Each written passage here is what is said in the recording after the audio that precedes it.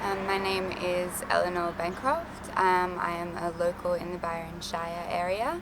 My name's Michael Shaw and I've been living in and around the Mullumbimby area for more than 20 years. Hi, my name's Tashi. I've been working on the Stop 5G campaign in the Northern Rivers for a year now. My name's George Stiran. I'm an osteopath and I work at the Lotus Centre in Mullumbimby. I'm Jane Abercrombie. Lived in Mullum for, I think we're into our 11th year now, and we really love this little community. My name is Gilad Bino. I've been living in Mullumbimby for the past 10 years with my family. I'm a senior lecturer at the University of New South Wales. I've been involved in academic research for over 2 decades.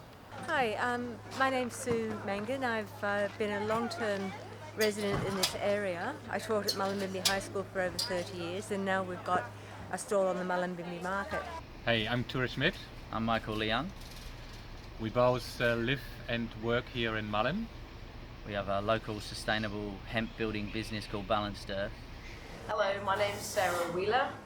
I'm the owner of Pure Milk Chocolate in Mullumbimby, and I do feel concerned about 5G. Around 5G, I'm one of the ones that hasn't made up their mind. I've read some things that make it sound like it's just fine and other things that make it sound terrible. I know a lot of my friends are very concerned about it. We think it's important that we bring our voice to what's happening in the local community. I think what's important for me personally is that there is at least some proper research that's presented to the community to ease any concerns and fears that we have. There has been a great deal of community concern about health and people's well-being, and it just seems to be being totally ignored. It was going to need community consensus to make that move, and then suddenly with coronavirus, in they go trying to upgrade the tower to 5G without anyone knowing. I'm concerned that we have lost our democratic right. Irrespective of what you believe, whether you believe 5G is safe or you believe it's not safe, that's not the point. The point is, we as people here in Mullum said we don't want 5G. The council said we don't want 5G, and now they come during lockdown and impose it on us. And I feel like corporations acting in that way, especially in this time, opens up a really dangerous precedent that needs to be stopped.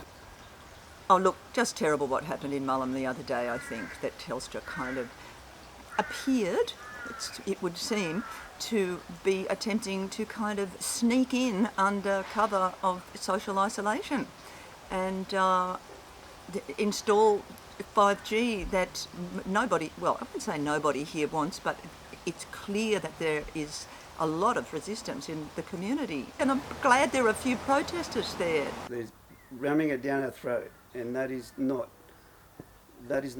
as far as I'm concerned, that is not democratic, and that's not the way Australia used to function. It's been 1 year of campaigning the Byron Shire Council, and when we were able to secure the first moratorium, it gave so many people across this whole country such a boost in morale and an inspiration that the community can be heard and will be heard. I feel I can not use a microwave or I can turn my Wi-Fi off at home, but my understanding is with 5G, it'll be there all the time, and I'd really love to know that it's definitely safe before I sign up for that. There is thousands and thousands of biological reports that have come from scientists all over the world that show that the current 3G, 4G networks have biological effects, and 5G is just being rolled out without any safety testing. With regards to wireless technology, I've looked at the data, at the studies out there.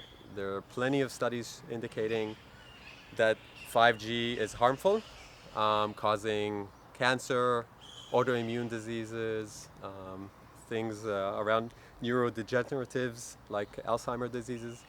I also have concerns for the future generation and the move in which we are going as a society towards technology and our reliance on it, and the fact that we have not done enough testing over a long period of time of what all of this technology is actually doing to our DNA and to our minds. One thing that concerns me is why the rush in a moment where everything is a bit everything is in lockdown. So why is there a sudden rush to push something through that seems to have not had proper scrutiny? There's a long history of humans rushing into accepting things that turn out to have been really, really bad ideas.